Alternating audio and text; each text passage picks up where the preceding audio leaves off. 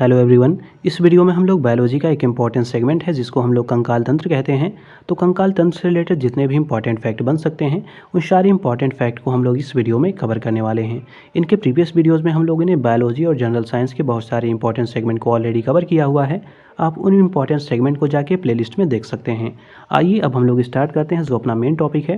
तो देखिए इसमें पहले क्वेश्चन में दिया हुआ है, इसमें कह रहा है मानव सहित सभी कशेरुकियों को एक निश्चित आकृति प्रदान करने वाले अंग को क्या कहते हैं। तो इसी को कहा जाता है कंकाल तंत्र, जिसको इंग्लिश में स्केलेटन सिस्टम कहा जाता है। ये हो गया पहला क्वेश्चन। दूसरा क्वेश्चन देखिए, दूसरे क्वेश्चन में कह रहा है कंकाल तंत्र कितने प्रकार का होता है। तो जो कंकाल तंत्र होता है वो दो प्रकार का होता है। पहला इसका प्रकार है बाह्य कंकाल, दूसरा है इसका प्रकार अंतः कंकाल। तो ये दो इसके प्रकार हैं। अगला क्वेश्चन देखिए, अगले में कह रहा है शरीर की बाहरी सतह पर कौन सा कंकाल तंत्र पाया जाता है। तो इसको हम लोग कहते हैं बाह्य कंकाल तंत्र। अब बाह्य कंकाल तंत्र के कुछ प्रमुख एग्जाम्पल हैं, इनको देख लेते हैं। तो देखिए पहला इसमें एग्जाम्पल है, ये है मछलियों में शल्क। जो मछलियों में शल्क होते हैं वो बाह्य कंकाल तंत्र के एग्जाम्पल हैं। दूसरा देखिए जो कछुओं में ऊपरी कवच पाए जाते हैं वो भी बाह्य कंकाल के एग्जाम्पल हैं। थर्ड देखिए जो पक्षियों में पिच पाए जाते हैं ये भी बाह्य कंकाल के एग्जाम्पल हैं। फोर्थ देखिए जो स्तनधारियों में बाल, रोम व नाखून पाए जाते हैं ये सारे जो हैं बाह्य कंकाल के एग्जाम्पल हैं। अगला क्वेश्चन देखिए, अगले में क्या दिया हुआ है। तो देखिए अगले क्वेश्चन में कह रहा है बाह्य कंकाल तंत्र का निर्माण किससे होता है। तो ध्यान दीजिएगा जो बाह्य कंकाल तंत्र होता है उसका निर्माण होता है भ्रूणीय एक्टोडर्म से, ध्यान दीजिएगा, या मीसोडर्म, ये दोनों एक ही हैं। इन्हीं से जो बाह्य कंकाल तंत्र होता है इसका निर्माण होता है। अगला देखिए अगले में कह रहा है बाह्य कंकाल की प्रकृति कैसे होती है। मतलब जो बाह्य कंकाल होता है वो मृत प्रकार का होता है, लेकिन ये कह रहा है जो शरीर के आंतरिक अंग होते हैं इनकी रक्षा करने का ये कार्य करता है। मतलब जो बाह्य कंकाल होते हैं वो प्रकृति में तो मृत होते हैं, लेकिन ये जो शरीर के आंतरिक अंग होते हैं इनकी रक्षा ये करते हैं। अगला देखिए अगला क्वेश्चन क्या है। तो देखिए अगले क्वेश्चन में कह रहा है शरीर के अंदर कौन सा कंकाल तंत्र होता है। तो ये होता है अंतः कंकाल तंत्र। मतलब जो शरीर के अंदर पाया जाता है उसको हम लोग अंतः कंकाल तंत्र कहते हैं। अगला देखिए अगला क्वेश्चन क्या है। देखिए मैं अगले में कह रहा है अंतः कंकाल का निर्माण किससे होता है। तो ये होता है भ्रूणीय मीसोडर्म से। किससे होता है? भ्रूणीय मीसोडर्म से। अगला देखिए अगला क्या है। तो देखिए अगले क्वेश्चन में कह रहा है शरीर का मुख्य ढांचा किस कंकाल तंत्र से निर्मित होता है। तो ये निर्मित होता है अंतः कंकाल तंत्र से। अगला देखिए अगला क्या है। अगले में कह रहा है अंतः कंकाल तंत्र कितने प्रकार का होता है। तो ये दो प्रकार का होता है। पहला इसका प्रकार है जिसको हम लोग अस्थि या इंग्लिश में इसको बोन कहा जाता है। दूसरा इसका प्रकार है उपास्थि जिसको हम लोग इंग्लिश में कार्टिलेज कहते हैं। तो ये दो इसके प्रकार हैं, आप लोग इनको ध्यान दीजिएगा। अगला देखिए अगला क्या है। अब देखिए जो अस्थि है वो किस प्रकार का ऊतक है। अस्थि मतलब होता है बोन, पूछा जा रही है किस प्रकार का ऊतक है। तो ये एक संयोजी ऊतक है। काफ़ी इंपॉर्टेंट क्वेश्चन है, ये बहुत एग्जामों में पूछा गया है, तो ध्यान दीजिएगा इसको। अगला देखिए अगला पूछा जा रहा है परिस्थिति क्या होता है। परिस्थिति किसे कहते हैं ये पूछा जा रहा है। तो देखिए जो परिस्थिति से तात्पर्य उन अस्थियों से होता है, देखिए इसमें दिया हुआ है, कह रहा है प्रत्येक अस्थि के चारों ओर जो तंतुमयी जो संयोजी ऊतक से निर्मित एक दोहरा आवरण होता है उसी को परिस्थिति कहा जाता है। तो ध्यान दीजिएगा परिस्थिति क्या है। तो ये जो अस्थि होती है, अस्थि की चारों ओर एक कुछ तंतुमयी संयोजी ऊतक होते हैं, उन्हीं से निर्मित जो एक दोहरा आवरण होता है उसी को परिस्थिति कहा जाता है। ठीक है, काफ़ी इंपॉर्टेंट है। अगला देखिए अगला क्या है। तो देखिए अगले क्वेश्चन में कह रहा है लिगामेंट, टेंड्स तथा अन्य मांसपेशियां किससे जुड़ी होती हैं। तो ध्यान दीजिएगा जो लिगामेंट है, जो टेंड्स हैं और जो मांसपेशियां हैं वो किससे जुड़ी रहती हैं ये पूछा जा रहा है। तो ये जुड़ी होती हैं परिस्थितिकी से, जो जिसको अभी हम लोगों ने ऊपर देखा था। तो देखिए ये जो परिस्थितिकी है, तो देखिए परिस्थितिकी इसमें बताया गया था कि जो अस्थि के चारों ओर तंतुमयी संयोजी ऊतक होते हैं उनसे निर्मित एक दोहरा आवरण होता है, इसी को परिस्थितिकी कहा जाता है। तो ध्यान दीजिएगा इसमें दूसरा क्वेश्चन यही कह रहा है कि जो लिगामेंट होते हैं, टेंड्स होते हैं, जो मांसपेशियां होती हैं ये इसी परिस्थितिक से जुड़ी होती हैं। तो ये था ये क्वेश्चन। अगला देखिए अगले में क्या दिया हुआ है। तो देखिए अगले क्वेश्चन में कह रहा है अस्थियों के मध्य एक जो खोखली गुहा पाई जाती है उसे क्या कहते हैं। मतलब जो अस्थियों के मध्य एक खोखली गुहा पाई जाती है उसी को मज्जा गुहा कहते हैं। इंग्लिश में इसको मैरो कैविटी कहते हैं। अगला देखिए अगला क्या है। तो देखिए अगले में कह रहा है मज्जा गुहा में पाई जाने वाले तरल पदार्थ को क्या कहते हैं। तो जो मज्जा गुहा होती है उसमें जो तरल पदार्थ पाया जाता है उसी को अस्थि मज्जा कहते हैं। इंग्लिश में इसको बोन मैरो कहा जाता है। अगला है इसी में दिया हुआ बोन मैरो के बारे में, इसको भी जान लेते हैं। तो देखिए अस्थिमज्जा मध्य में पीली तथा जो सिरे होते हैं, जो किनारे के भाग होते हैं, वो लाल रंग के होते हैं। तो ध्यान दीजिएगा, अस्थिमज्जा में ही दो इसके टाइप्स हैं, मतलब अस्थिमज्जा का जो मध्य का पोर्शन होता है वो पीले रंग का होता है और जो सिरों वाला हिस्सा होता है वो लाल रंग का होता है। तो जिसमें देखिए जो पीला वाला हिस्सा होता है उसको हम लोग पीली अस्थिमज्जा कहते हैं और जो लाल वाला हिस्सा होता है उसको लाल अस्थिमज्जा कहा जाता है। तो अब तक हम लोगों ने सिर्फ अस्थिमज्जा के बारे में पढ़ा था, लेकिन इसमें भी देखिए इसमें भी दो टाइप्स हैं, पीली अस्थिमज्जा है और लाल अस्थिमज्जा है। अगला देखिए अगला क्वेश्चन क्या है। तो देखिए अगले क्वेश्चन में कह रहा है श्वेत रुधिर कणिकाओं जिनको हम लोग WBCs कहते हैं व लाल रुधिर कणिकाएं जिनको हम लोग RBCs कहते हैं, इनका निर्माण किस अस्थिमज्जा में होता है। तो देखिए जो WBCs हैं जिसको हम लोग श्वेत रुधिर कणिकाएं हैं, इनका निर्माण होता है पीली अस्थिमज्जा में। अभी हम लोगों ने देखा था दो प्रकार की अस्थिमज्जा है। तो जो पीली अस्थिमज्जा होती है उनमें WBCs का निर्माण होता है और जो लाल रुधिर कणिकाएं हैं जिनको RBCs कहते हैं, इनका निर्माण लाल अस्थिमज्जा में होता है। अगला क्वेश्चन देखिए अगला क्या है। तो देखिए अगले क्वेश्चन में कह रहा है विकास के आधार पर अस्थियां कितने प्रकार की होती हैं। तो अस्थियां जो होती हैं वो दो प्रकार की होती हैं। पहला इसका प्रकार है कलाजात अस्थि जिसको हम लोग इन्वेस्टिंग बोन कहते हैं और दूसरा है उपास्थि-जात अस्थि जिसको हम लोग कार्टिलेज बोन कहते हैं। तो ये दो इसके प्रकार हैं। अगला देखिए अगला क्वेश्चन क्या है। तो देखिए अगले में कह रहा है मेम्ब्रेन अस्थि किसे कहते हैं। तो ध्यान दीजिएगा, मेम्ब्रेन अस्थि किसे कहते हैं ये पूछा जा रहा है। तो जो कलाजात अस्थियाँ होती हैं उसी को हम लोग मेम्ब्रेन अस्थि कहते हैं। अगला देखिए अगले में कह रहा है खोपड़ी की सभी चपटी अस्थियाँ कैसी अस्थि हैं। तो ये सब क्या हैं, ये सब कलाजात जो अस्थि हैं उनके ये एग्जाम्पल हैं। अगला देखिए अगले में कह रहा है रिप्लेसिंग अस्थि किसे कहते हैं। तो रिप्लेसिंग अस्थि उन अस्थियों को कहते हैं जो उपास्थि जात अस्थियाँ होती हैं, उन्हीं को रिप्लेसिंग अस्थि कहते हैं। अगला देखिए अगला क्या है। तो देखिए अगले में कह रहा है कशेरुक दंड एवं पैरों की अस्थियाँ कैसी अस्थियाँ हैं ये। तो ये सब कैसी अस्थियाँ हैं, तो ये उपास्थि-जात अस्थियाँ हैं ये सब, मतलब चाहे कशेरुक दंड हो या फिर जो पैरों की अस्थियाँ हैं ये सब उपास्थि-जात अस्थियाँ कहलाती हैं। अब अगला देखिए अगला क्या है। तो अगला देखिए अस्थि व उपास्थि में अंतर बताया गया है, ये काफ़ी इंपॉर्टेंट है, इसको देख लेते हैं। तो देखिए अस्थि को इंग्लिश में बोन कहते हैं और उपास्थि को जो इंग्लिश है उसमें इसको हम लोग कार्टिलेज कहते हैं। तो देखिए पहला इसमें दिया अस्थि के बारे में। तो देखिए इसमें कह रहा है इसका जो मैट्रिक्स होता है वो ओशिन का बना हुआ होता है, मतलब जो बोन होती है उसमें जो मैट्रिक्स होते हैं वो ओशिन के बने होते हैं। वहीं जो कार्टिलेज होता है जिसको उपास्थि कहते हैं, इसमें जो मैट्रिक्स होते हैं वो कॉन्ड्रिन के बने होते हैं। किसके बने होते हैं, कॉन्ड्रिन के ये बने होते हैं। अगला देखिए अगला है अस्थि में ही देख लेते हैं बोन में। तो देखिए इसमें कह रहा है बोन में इसमें सूक्ष्म नलिकाएं उपस्थित होती हैं, अतः इनका पोषण रुधिर कोशिकाओं द्वारा होता है। ये हो गया अस्थि के बारे में। अब कार्टिलेज के बारे में जान लेते हैं। तो देखिए इसमें कह रहा है इसमें सूक्ष्म नलिकाओं का अभाव होता है, अतः इसका जो पोषण होता है वो लसिकाओं द्वारा होता है। तो अगला देख लेते हैं अस्थि में क्या दिया हुआ है। तो देखिए अगला अस्थि है जिसको हम लोग बोन कहते हैं। इसमें कह रहा है इनमें अस्थिमज्जा की उपस्थिति के कारण लाल रक्त कणिकाओं का निर्माण यहाँ पे होता है। जो कार्टिलेज है उसमें देख लेते हैं। तो इसमें कह रहा है इनमें अस्थिमज्जा की अनुपस्थिति के कारण लाल रक्त कणिकाओं का निर्माण नहीं होता। अगला पॉइंट देखिए अगले में क्या दिया हुआ है। तो देखिए अगले में बोन में देख लेते हैं। तो इसमें कह रहा है इनमें कोशिकाएं विभाजित होती हैं, अतः इनकी संख्या ऑस्ट्रेलोब्लास्ट के विभाजन से बढ़ती है। तो ध्यान दीजिएगा क्या कह रहा है, इनमें जो कोशिकाएं विभाजित नहीं होती, ध्यान दीजिए कह रहा है विभाजित नहीं होती हैं, अतः जो इनकी संख्या है वो ऑस्ट्रियोब्लास्ट के विभाजन से बढ़ती है। दूसरे में कार्टिलेज में देख लेते हैं। तो देखिए कार्टिलेज में कह रहा है इनमें जो कोशिकाएं होती हैं वो विभाजित होती हैं, जिससे ये संख्या में बढ़ती रहती हैं। अगला अंतर देख लेते हैं। तो देखिए अगले में कह रहा है बोन में, इसमें कह रहा है इनमें कोशिकाएं जो होती हैं अनियमित आकार की होती हैं और प्रत्येक रिक्तिका में एक ही कोशिका होती है, जिसमें क्या होते हैं प्रवर्ध पाए जाते हैं। अब दूसरा कार्टिलेज में देख लेते हैं। तो देखिए कार्टिलेज में बताया जा रहा है कि इनमें जो कोशिकाएं होती हैं अर्धगोलाकार होती हैं, जिनमें एक से अधिक रिक्तिकाएं होती हैं तथा प्रवर्धों का अभाव इसमें पाया जाता है। तो ये था बोन और कार्टिलेज में अंतर। अब अगला देख लेते हैं अगला पॉइंट क्या है। तो देखिए अगले पॉइंट में कह रहा है मानव जो शिशु होता है उसके शरीर में हड्डियों की संख्या कितनी होती है। तो जो मानव शिशु होता है उसके शरीर में हड्डियों की संख्या होती है 270।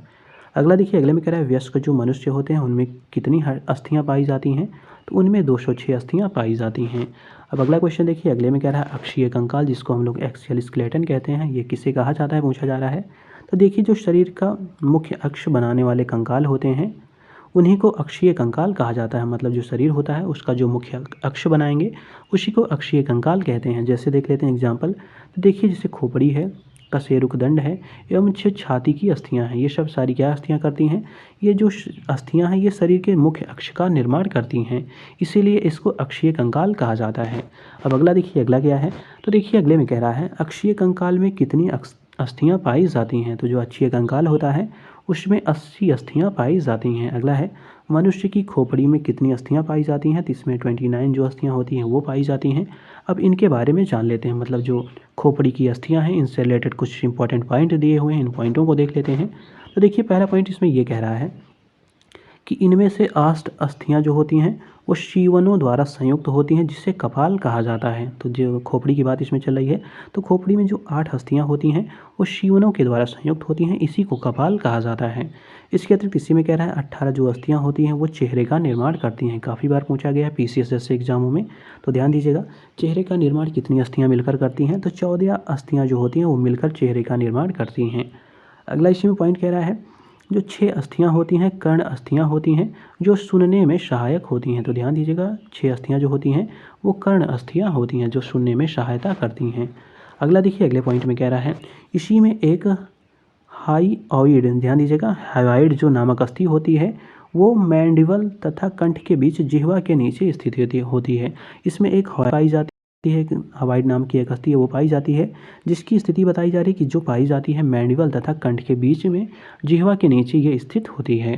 अब अगला क्वेश्चन देखिए, अगले क्वेश्चन में क्या दिया हुआ है? तो देखिए अगले क्वेश्चन में कह रहा है मनुष्य की सबसे छोटी अस्थि जिसको हम लोग हड्डी कहते हैं इसका नाम क्या है? तो ये बेसिक सा है, इसको हम लोग स्टेपीज कहते हैं। अगला देखिए, अगले में कह रहा है स्टेपीज अस्थि कहाँ पर पाई जाती है? तो ये कान में पाई जाती है। अगला देखिए अगले में कह रहा है कान के अंदर कंपन 3 हड्डियों द्वारा प्रवर्धित होता है, उनका क्रम हमको बताना है। तो उनके क्रम में देखिए पहली हड्डी है इसका नाम है हैमर, दूसरा है एनविल और तीसरा है स्ट्रिप। तो ध्यान दीजिएगा जो 3 हड्डियां हैं ये कान में क्या करती हैं? ये कान में कंपन करती हैं और जो आवाज़ होती है इन्हीं के माध्यम से होकर जाते हुए कान तक पहुंचती है और हमें जो ध्वनि होती है वो सुनाई पड़ती है। तो इसी का 3 सीक्वेंस पूछा गया था। तो पहला इसका सीक्वेंस है हैमर, दूसरा है एनविल और तीसरा है स्ट्रिप। ये इसका 3 सीक्वेंस है। अगला देखिए अगले में कह रहा है कानों को किसकी उपस्थिति के कारण मोड़ा जा सकता है? काफ़ी इंपॉर्टेंट क्वेश्चन है। तो देखिए जो उपास्थि होते हैं जिनके कारण, जिनको हम लोग कार्टिलेज कहते हैं, इन्हीं के कारण जो कान होते हैं वो मोड़े जाते हैं। ये काफ़ी इंपॉर्टेंट क्वेश्चन है। ऐसे एक क्वेश्चन पूछा गया था बीपीएससी में, उसमें ये पूछा गया है कि कौन सी जो संरचना होती है वो मोड़ी जा सकती है, तो उसमें कार्टिलेज का एक ऑप्शन दिया हुआ था। मतलब जो 67वीं बीपीएससी का प्रीलिम्स का एग्जाम हुआ था उसमें ये क्वेश्चन पूछा गया है। अगला देखिए अगले में कह रहा है मनुष्य का कशेरुकदंड कितनी अस्थियों का बना होता है? तो ये 26 अस्थियों का बना होता है।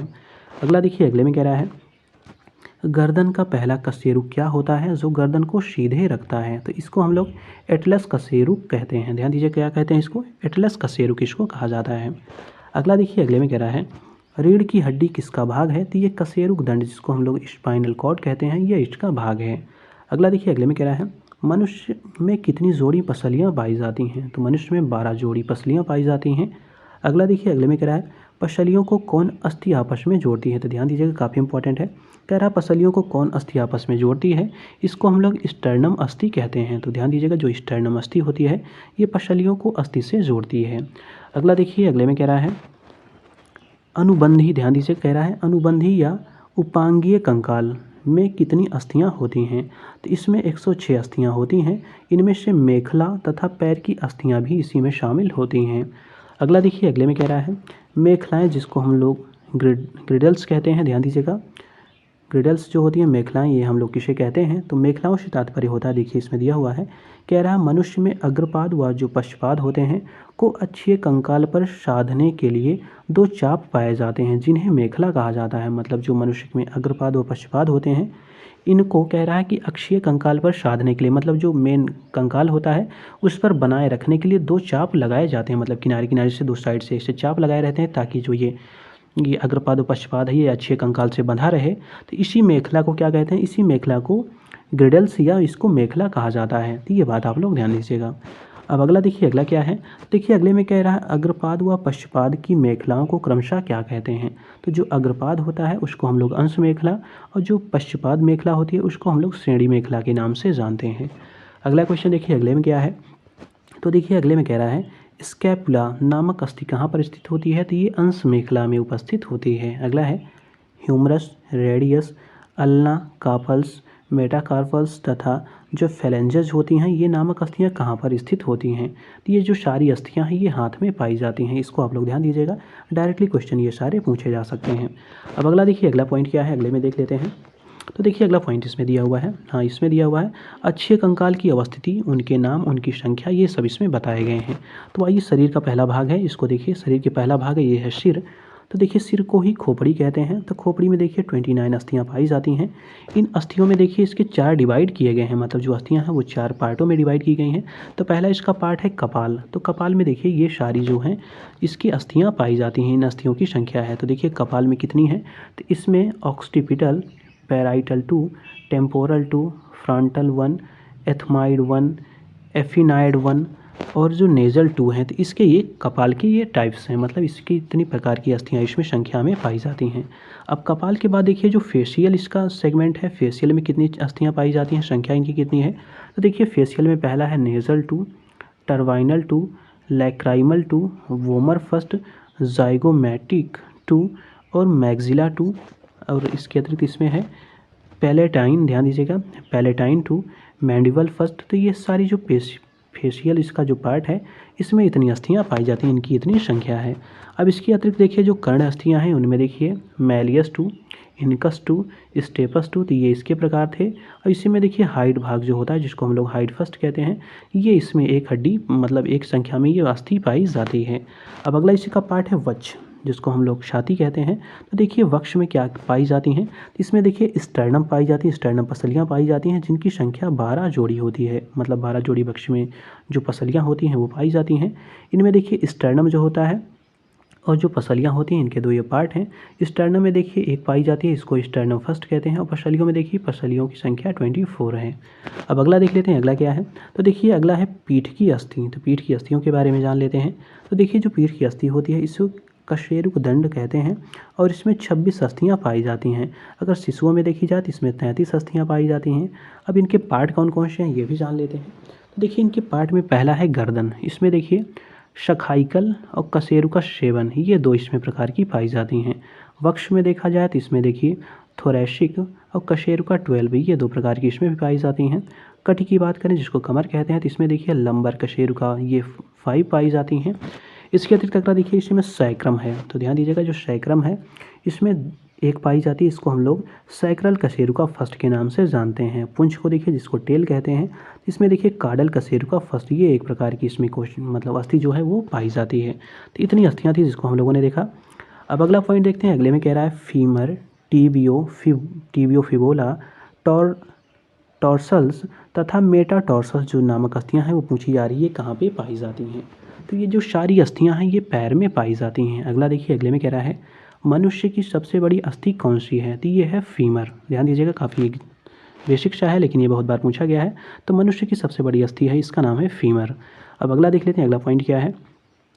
तो देखिए अगले पॉइंट में कह रहा है हाथ की कौन सी अस्थि जो होती है जुड़ी ना होकर एक दूसरे से स्वतंत्र रहती है, इसको क्या कहते हैं। तो इसी को कहा जाता है रेडियस अल्ना। ध्यान दीजिएगा, रेडियस जो अल्ना है वो कैसी अस्थि है। तो ये कैसी अस्थि है जो जुड़ी ना होकर एक दूसरे से स्वतंत्र रहती है और ये कहाँ पाई जाती है, ये हाथ की अस्थि होती है। अब अगला देखिए, अगले में कह रहा है मनुष्य की जो श्रोणी मेखला है उसमें कह रहा है कितनी अस्थियों से ये निर्मित होता है। मतलब कहने का तात्पर्य है कि जो मनुष्य की श्रोणी मेखला होती है वो कितनी अस्थियों से निर्मित होती है। ये 3 प्रकार की अस्थियों से निर्मित होता है। पहला इसमें है इलियम, दूसरा है इसमें स्चियम और तीसरा इसमें प्यूबिस। तो ध्यान दीजिएगा कौन से इसमें 3 प्रकार हैं, पहला इसमें इलियम, दूसरा है स्चियम और तीसरा इसमें प्यूबिस। तो ये 3 इसकी प्रकार हैं। अगला देखिए, अगले में कह रहा है फीमर अस्थि कहाँ पे पाई जाती है। तो जो फीमर अस्थि होती है वो जांघ में पाई जाती है। अगला कह रहा है मानव शरीर की सबसे मजबूत हड्डी कौन सी होती है, ये जांघ की हड्डी होती है। अगला देखिए, अगले में कह रहा है मनुष्य के पैर की हड्डी होती है। तो ये जो पैर की हड्डी होती है ये ठोस होती है। अगला कह रहा है फीमर तथा ट्यूबियो फ्यूबुला जो है उसके संधि स्थान पर स्थित गोल अस्थि को क्या कहते हैं। तो ध्यान दीजिएगा जो फीमर तथा ट्यूबियो फ्यूबुला की संधि होती है उसके स्थान पर जो गोल अस्थि होती है उसी को घुटने की अस्थि या इसी को पटेला कहा जाता है। तो ध्यान दीजिएगा घुटने की अस्थि को ही पटेला कहा जाता है।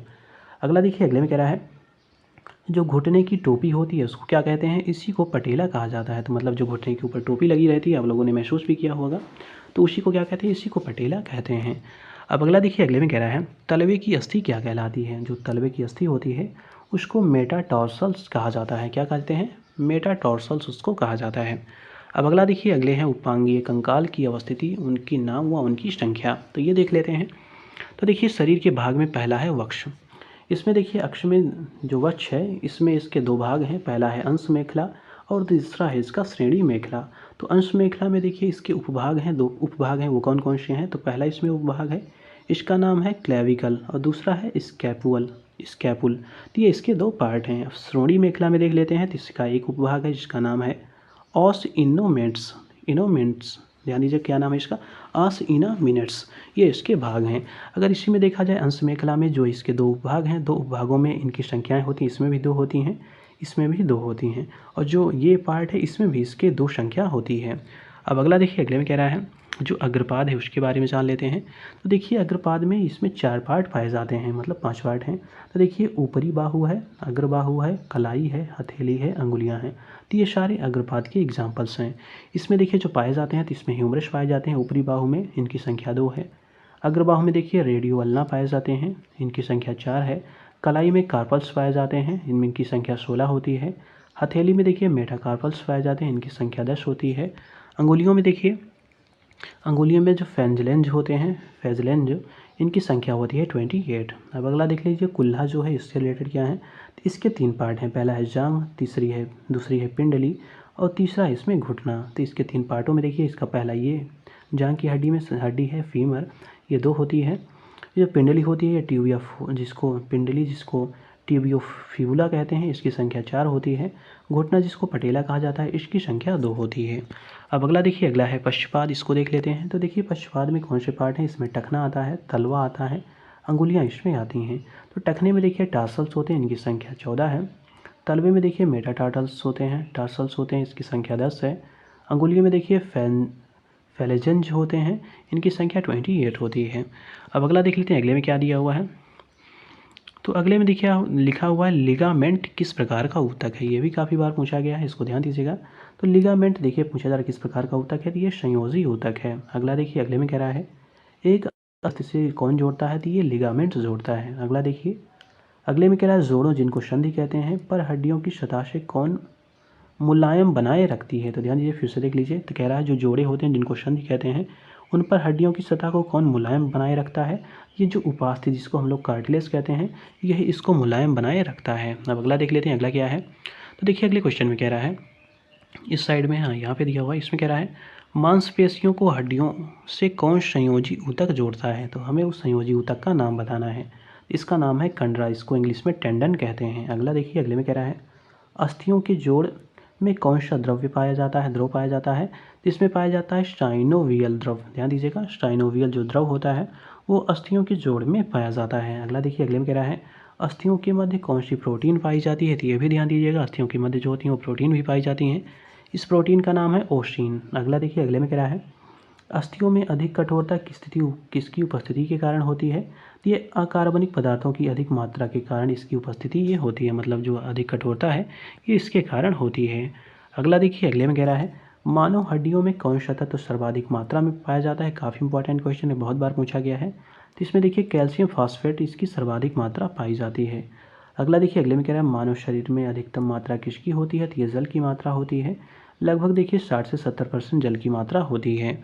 अगला देख लेते हैं, अगला क्या है। अगले में कह रहा है पूर्ण संधि से क्या तात्पर्य है। तो देखिए पूर्ण संधि से तात्पर्य होता है अस्थियों की वह संधि जिससे विभिन्न दिशाओं में घुमाया जा सकता है तथा उनमें गति होती है। तो ध्यान दीजिएगा, पूर्ण संधि का मतलब होता है कि वो संधि जिनमें विभिन्न दिशाओं में, मतलब अस्थियों की वो संधि होती है जिससे विभिन्न दिशाओं में घुमाया जा सकता है तथा जिनमें गति होती है, उसी को पूर्ण संधि कहते हैं। अगला देखिए, अगले में कह रहा है किस प्रकार की संधि में सिनोवियल संपुटी तथा लिगामेंट नहीं पाए जाते हैं। तो जो अपूर्ण संधि होती है जिसको हम लोग इम्परफेक्ट जॉइंट कहते हैं, इसमें सिनोवियल संपुट तथा लिगामेंट नहीं पाए जाते हैं। अगला देखिए, अगला क्वेश्चन क्या है। तो देखिए अगले में कह रहा है मनुष्य की श्रोणी मेखला की जो प्यूबिस अस्थि है उसके मध्य तथा कशेरुकाओं के बीच की अस्थि में कौन सी संधि पाई जाती है। तो इन्हीं के मध्य पाई जाती है अपूर्ण संधि। अगला देखिए, अगले में कह रहा है किस प्रकार की संधि में संबंध अस्थियां जो होती हैं बिल्कुल हिलडुल नहीं सकती। तो इसको हम लोग अचल संधि कहते हैं, जिसको फिक्स्ड जॉइंट कहते हैं। जैसे देखिए, जैसे जो करोट होती है, स्कल जो होती है, उसमें जो अस्थियां पाई जाती हैं ये सब अचल संधि के एग्जाम्पल्स हैं। अगला देखिए, अगला है शल्य क्रिया में आर्थोप्लास्टी क्या होती है। तो मतलब जो कुल्हे के जोड़ होते हैं अगर इनका प्रतिस्थापन किया जाता है, जिसको इंग्लिश में हिप जॉइंट रिप्लेसमेंट कहते हैं, तो इसी को शल्य क्रिया में आर्थोप्लास्टी कहा जाता है। काफ़ी इंपॉर्टेंट क्वेश्चन है, बहुत बार एग्जामों में पूछा गया है, इसको आप लोग ध्यान दीजिएगा। अब अगला देखते हैं अगले में क्या कह रहा है। तो देखिए अगले में कह रहा है प्रचुर मात्रा में सफ़ेद फाइबर किन में पाए जाते हैं। तो ये पाए जाते हैं कंडरा में, जिसको टेंडन कहा जाता है। अगला देखिए अगले में कह रहा है नाखून किसके बने होते हैं। तो ये अल्फा कैरोटीन के बने होते हैं। अगला कह रहा है नाखून काटते समय दर्द क्यों नहीं होता। क्योंकि देखिए जो नाखून होते हैं मृत कोशिकाओं के द्रव्य द्वारा बने रहते हैं, जिनमें रक्त का संचरण नहीं होता। इसी की वजह से नाखून काटने पे जो मतलब आगे के नाखून रहते हैं उनमें दर्द नहीं होता है। अब अगला देखिए सुमेलित क्रम दिए हुए, इनको देख लेते हैं। तो देखिए जो उपास्थि होती है जिसको ब्रेस्ट बोन कहते हैं, इसको स्टर्नम नाम से जानते हैं। ये स्टर्नम जो होती है वो इसकी क्या होती है, वो बोन होती है। अगला देखिए अगला है जत्रुक, जिसको कोलरल बोन कहते हैं। तो देखिए ये होती है क्लेविकल। अगला देखिए अगला है जानू फलक, जिसको नी कैप कहते हैं। तो ये होती है पैटेला। अश्कंद फलक देखिए जिसको शोल्डर ब्लेड कहते हैं। तो ये होती है स्कैपुला। अगला देख लेते हैं अगला में क्या दिया हुआ है। तो देखिए अगले हैं पूर्ण संधि के प्रकार कौन कौन से हैं, ये देख लेते हैं, काफ़ी इंपॉर्टेंट है ये। तो देखिए पूर्ण संधि के पहला इसमें प्रकार है जिसको हम लोग कंदुक खल्लिका संधि कहते हैं, इंग्लिश में इसको बाल एंड सॉकेट जॉइंट कहते हैं। तो इसके बारे में जान लेते हैं। तो देखिए जो बाल एंड सॉकेट जॉइंट है, इसमें पहला पॉइंट कह रहा है एक अस्थि का जो शिरा होता है गेंद की भांति गोल, तथा दूसरी अस्थि का जो शिरा होता है वो प्याले की आकृति की गुहा से बनता है। तो ये हो गया जो कंदिक खल्लिका संधि है इसके बारे में। दूसरा इसमें पॉइंट ये कह रहा है इस प्रकार की जो संधियाँ होती हैं अंश मेखला तथा ह्यूमरस अस्थि के जोड़ पर, और जो फीमर तथा श्रोणि मेखला होती है इसके जोड़ पर ये पाए जाते हैं। कहने का मतलब ये गोल ज्वाइंट की तरह एक संरचना है, इसलिए कह रहा है ये उन ज्वाइंटों पे पाए जाते हैं जहाँ से घुमाव ज़्यादा होता है। तो ये इसमें बेसिक सा आप याद रखिएगा। अब अगला देखिए अगला है हिंज संधि, इसको हिंज ज्वाइंट कहते हैं, इसके बारे में जान लेते हैं। तो देखिए इसमें कह रहा है इनमें संधियों पर अस्थियां केवल एक ही दिशा में मोड़ी जा सकती हैं। मतलब कहने का तात्पर्य है हिंज संधियां उनको कहते हैं जिनसे जो अस्थियां होती हैं केवल एक ही दिशा में मोड़ी जा सकती हैं। जैसे देख लीजिए, जैसे कोहनी की होती हैं तथा घुटने की, इनको हम लोग दूसरे डायरेक्शन में नहीं मोड़ सकते। मतलब कह रहा है कि सिर्फ एक ही दिशा में इसको मोड़ा जा सकता है, इसी को हम लोग हिंज ज्वाइंट कहते हैं। अब अगला देख लेते हैं, अगला क्या है। अगला है खूंटी संधि, जिसको पाइवेट ज्वाइंट कहते हैं। इसको देख लेते हैं क्या है ये। तो देखिए एक अस्थि खूंटी के आकार की तथा दूसरी ऊपर हिल डुल सकती है, इसी को कहते हैं खूंटी संधि। इस प्रकार की जो संधियाँ होती है मानव के द्वितीय कशेरुक के जो ओडोंटाइड होते हैं, ध्यान दीजिएगा, जो ओडोंटाइड प्रवर्ध होते हैं, तथा जो करेटी जो स्कल होता है उसी के मध्य ये पाया जाता है। अब अगला देखिए अगला क्या है। अगला है ग्लाइडिंग संधि। तो ध्यान दीजिएगा जो ग्लाइडिंग संधि है इसमें कह रहा है इसमें अस्थियां संधि पर फिसलती रहती हैं। मतलब जो अस्थियां रहती हैं वो संधि पर फिसलती हैं। इस प्रकार की संधियों में देखा जाए तो कशेरुकाओं के जो संधि प्रवर्ध होते हैं उनके मध्य, तथा जो रेडियस अल्ना होते हैं एवं जो कार्पल्स होते हैं उनके मध्य ये पाए जाते हैं। अगला देखिए अगला है सैंडल संधि। ध्यान दीजिएगा सैंडल जो संधि है ये देख लेते हैं, सैंडल ज्वाइंट। तो देखिए जो ये संधि है ये संधि भी कंदुक खल्लिका, जिसको हम लोगों ने ऊपर देखा था पहली जो संधि थी उसी की भांति ये भी होती है। लेकिन इसमें कह रहा है दोनों में केवल इतना अंतर होता है कि इनमें ना तो पूर्ण गेंद ना ही पूर्ण प्याला इसमें बनता है। मतलब जो हम लोगों ने देखा था, जो ऊपर देखा था कंदुक खल्लिका संधि, तो उसमें बताया गया था ये गोल आकार की मतलब संधियाँ होती हैं। मतलब जिस तरह से कटोरी होती है उसमें बताया था उसका आकार इस तरह से होता है। तो इसमें ये बता रहा है इन दोनों में अंतर यही है। इसमें कह रहा है ना तो ये पूरी गेंद की तरह होती है, मतलब इनका शेप गेंद की साइज़ का नहीं होता पूरी गोल हो, और ना ही ये पूर्ण प्याले की तरह होते हैं जिस तरह तस्तरी होती है इसका इस तरह भी आकार नहीं होता। तो इसी में ये थोड़ा सा डिफरेंस है, और मतलब कार्य तो वही करती हैं लेकिन इनकी संरचना में थोड़ा सा अंतर है। अब अगला देखिए अगले में इसी में कह रहा है इस प्रकार की संधि मनुष्य के अंगूठे में बनती हैं। कहाँ पे बनती हैं? अंगूठे में बनती हैं। तो ध्यान दीजिएगा जो स्टैडिल संधि है, तो ध्यान दीजिएगा सैडल से इसको जोड़ सकते हैं, जैसे सैंडल होता है वो पैर में पहना जाता है, तो ये भी ध्यान दीजिएगा वो मनुष्य के अंगूठे में ये बनती हैं, पैर के पोर्शन में ये बनता है। अब अगला देखिए अगले में क्या दिया हुआ है। तो देखिए अगला इसमें लास्ट जो है मांसपेशियाँ दी हुई है, इसको देख लेंगे तो ये जो टॉपिक है ये कवर हो जाएगा। तो देखिए मांसपेशियों में पहला कह रहा है मांसपेशियाँ जो होती हैं क्रिया से उत्पन्न बल को क्या, मतलब मांसपेशी जो क्रिया होती है पूछा जा रहा है उससे उत्पन्न जो बल होता है उसको क्या कहते हैं। इसी को पेशीय बल कहते हैं या मस्कुलर फोर्स इसको कहते हैं। अगला देखिए अगले में कह रहा है स्वैच्छिक मांसपेशियाँ, जिसको हम लोग वॉलेंट्री मस्कुलर्स कहते हैं, किन में पाई जाती हैं, किस में पाई जाती हैं। तो ये हाथ में पाई जाती हैं। मतलब जो वॉलेंट्री मस्कुलर्स होती हैं जिसको स्वैच्छिक मांसपेशियाँ कहते हैं ये हाथ में पाई जाती हैं। अब अगला देखिए अगले में कह रहा है किन मांसपेशियों को कंकाल मांसपेशियाँ कहा जाता है। तो जो ऐच्छिक वॉलेंट्री मांसपेशियाँ होती हैं इन्हीं को कंकाल मांसपेशियाँ कहा जाता है। अगला देखिए, अगले में कह रहा है मानव शरीर में द्विशिरस्क मांसपेशियाँ जिसको हम लोग बाइसेप्स मास्कुलस कहते हैं, ये कहाँ पे उपस्थित होती हैं? तो ये बाह में उपस्थित होती हैं। अगला है मानव शरीर की सबसे छोटी मांसपेशी क्या कहलाती है? इसी को स्टेपेडियस कहा जाता है। क्या कहा जाता है? स्टेपेडियस इसको कहा जाता है।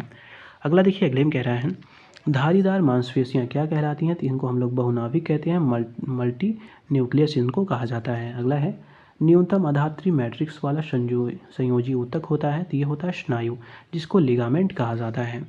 अगला देख लेते हैं अगले में क्या है। तो देखिए, अगले में कह रहा है मांसपेशियों का वह भाग जो संकुचन उत्पन्न करने के लिए सिकुड़ता है क्या कहलाता है? तो इसको एक्टिन कहते हैं। एक्टिन क्या है? जो संकुचन उत्पन्न करने के लिए सिकुड़ता है, इसको एक्टिन कहते हैं। अगला देखिए, अगले में कह रहा है मायोसिन व एक्टिन क्या है? तो ये मांसपेशीय प्रोटीन है। कैसे हैं? मांसपेशीय प्रोटीन है। अगला देखिए, अगले में कह रहा है सार्कोलेमा झिल्ली किससे ढकी रहती है? तो ये जो ढकी रहती है मांसपेशीय तंतु से। अगला कह रहा है स्तनधारियों में बालों के रोम से कौन सी मांसपेशी जुड़ी रहती है? तो इसको हम जो मांसपेशी है उसका नाम है अरेक्टर पीली मांसपेशी। ध्यान दीजिएगा, अरेक्टर जो पीली मांसपेशी है वो क्या है? तो ये मांसपेशी जो है वो स्तनधारियों के बालों से, जो स्तनधारी के जो बाल होते हैं उनके जो रोम होते हैं उनको मांसपेशियों से ये जोड़ता है। अगला देखिए, अगले में कह रहा है जब हमें अत्यधिक ठंड लगती है या भयभीत होते हैं तो किस मांसपेशी में सिकुड़न के कारण रोंगटे खड़े हो जाते हैं? तो ध्यान दीजिएगा, जो हम लोगों ने ऊपर देखा था जिसका नाम है अरेक्टर पीली, तो ध्यान दीजिएगा अरेक्टर जो पीली मांसपेशी है इसमें क्या होता है? इसी में सिकुड़ाव हो जाता है, मतलब इसमें सिकुड़न हो जाता है। इस वजह से जो रोम होते हैं हमारे खड़े हो जाते हैं, क्योंकि रोम भी इसी में जुड़े हुए होते हैं, इसलिए ऐसा ये होता है। अब अगला देखिए, अगले में कह रहा है मनुष्य में जो हिचकी होती है सामान्यतः किस मांसपेशी में स्थान परिवर्तन के कारण होता है? तो जो डायाफ्राम होता है उसमें जो मांसपेशी होती है उसी में स्थान परिवर्तन से क्या होता है? हिचकी आती है। अगला देखिए, अगले में कह रहा है मानव पेशी कोशिकाओं में ऑक्सीजन के अभाव में ग्लूकोज के विखंडन की किस रासायनिक यौगिक का निर्माण होता है? तो ये लैक्टिक अम्ल का निर्माण होता है। अगला है, अगले में कह रहा है मांसपेशियों में थकान किसके संचयन के कारण होता है? तो लैक्टिक अम्ल का जब संचयन हो जाता है या जमाव हो जाता है तो मांसपेशियों में थकान महसूस होता है। अगला है, लास्ट क्वेश्चन है इसका, इसमें कह रहा है हमारे पेशियों में किस अम्ल की अधिकता के कारण पीड़ा होती है? तो लैक्टिक अम्ल की अगर अधिकता हो जाएगी तो इसी के कारण थकान भी होता है और इसी के कारण पीड़ा भी हमको होने लगती है। तो अगला देख लेते हैं, अब अगला क्या है। तो देखिए, अगला इसमें टॉपिक स्टार्ट हो जाता है श्वसन, इसको हम लोगों ने ऑलरेडी कवर किया हुआ है। इसी प्रकार कुछ इसमें और टॉपिक और बचे हुए हैं, इसको हम लोग कवर कर लेंगे तो ये पूरी बुक कवर हो जाएगी। तो मिलते हैं अगले वीडियो में एक नए टॉपिक के साथ।